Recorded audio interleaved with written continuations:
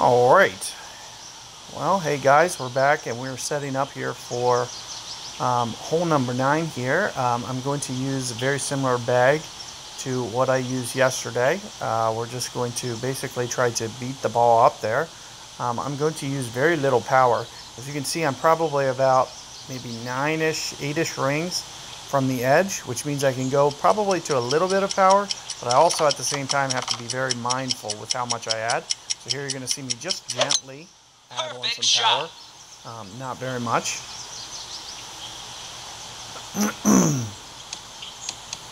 And here you can see, you just want to focus on getting the ball out into the center of the fairway and set yourself up for a decent sniper approach where you can kind of aggressively shoot towards that bunker for that second shot layup and hopefully get it in a nice position for a thorn pitch.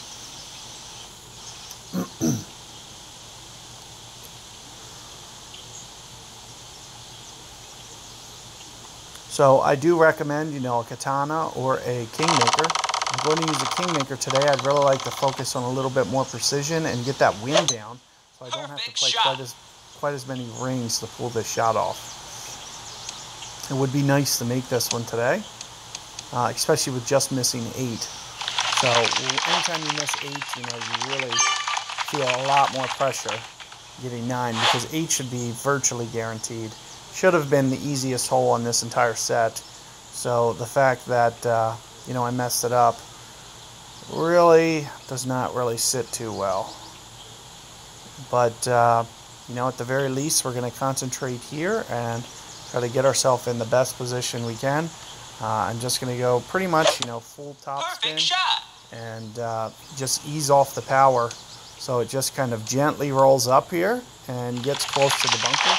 And one of the reasons that, you might want to use Kingmaker is to make sure that I'm not into power on this next shot. And you can see how it fits nicely in that little crevice when you do it just right. And you do want to make sure that you get it up there far enough that you don't need to go into power for this pitch. And also, you want to keep the wind down so you can go less rings and hopefully avoid the mistake of potentially bringing, par into play by, for example, hitting it in the sand on this next pitch. Because I do want to stay fairly aggressive. I want to try to hold it. So trying to hold it always is going to bring in that chance that you're going to leave it in the bunker. So what you're going to see me do here is I will set up to take it off the fringe here. And it's about, and you can see here that I'm right at max. Like it's right on max. The way that I've been doing it is with a little bit of right spin so I can kind of get away from the pin. And you can see how I have the ball coming back towards the hole here. Shooting towards the hole. I mentioned this yesterday that you have to play this about 1 ring under. So if my normal adjustment would be about here, I'm only going to go about here. I'm only going to play it right here. About a 2-ring adjustment total, which doesn't make a lot of sense in terms of going what I just did, but you can see with where I landed it, it looks much better. Depth-wise, it was good. I just did not start my line left enough to make that. But you do want to give yourself the best possible chance to get that one. So I do recommend, maybe Kingmaker or Katana just to make sure that you get it up there, because you can see I'm within only a couple yards of not being able to be close enough to where I could put the ball on the aim and hit that shot the way that I wanted to there. So just something to keep in mind, but it is a very disappointing finish to see birdie on the scorecard coming through here. But on pro, it is going to be a lot harder to get this. I would really recommend, definitely berserker balls if you want to increase the chance that you can do it. And I just don't have the luxury to do that. So we just got to take what we can and hope to be able to get that birdie at eagle pitch.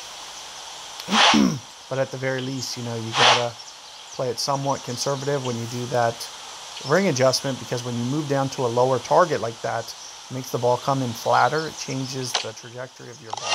Where the physics are kind of funky, and you can end up overcorrecting so easily. I've seen so many people that don't understand. You know, it was a learning thing for me too. It makes no sense as to why it happens, but you just have to know that it does happen, and knowing is half the battle. And here you're going to see me set up for backspin shot here, and going to set up right around here. In terms of a ring adjustment, I usually go very spot on max rings, so you know, I'd be focusing on kind of 5.3 here, somewhere in there. And perfect shot. I grabbed my perfect ball. So all things considered, this should at the very least be very close. And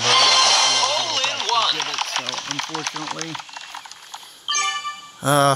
so I didn't even get that one in tour play. So missing that, missing 8, missing 9. Very disappointing way to finish here. But you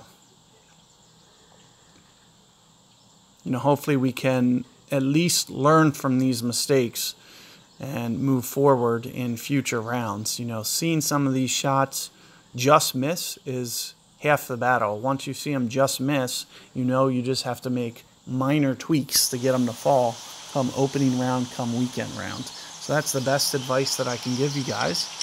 And, you know, good luck with your guys' games, and hopefully these pro guides have been beneficial for you. And good luck out there. Keep me posted with how you're doing. Thanks.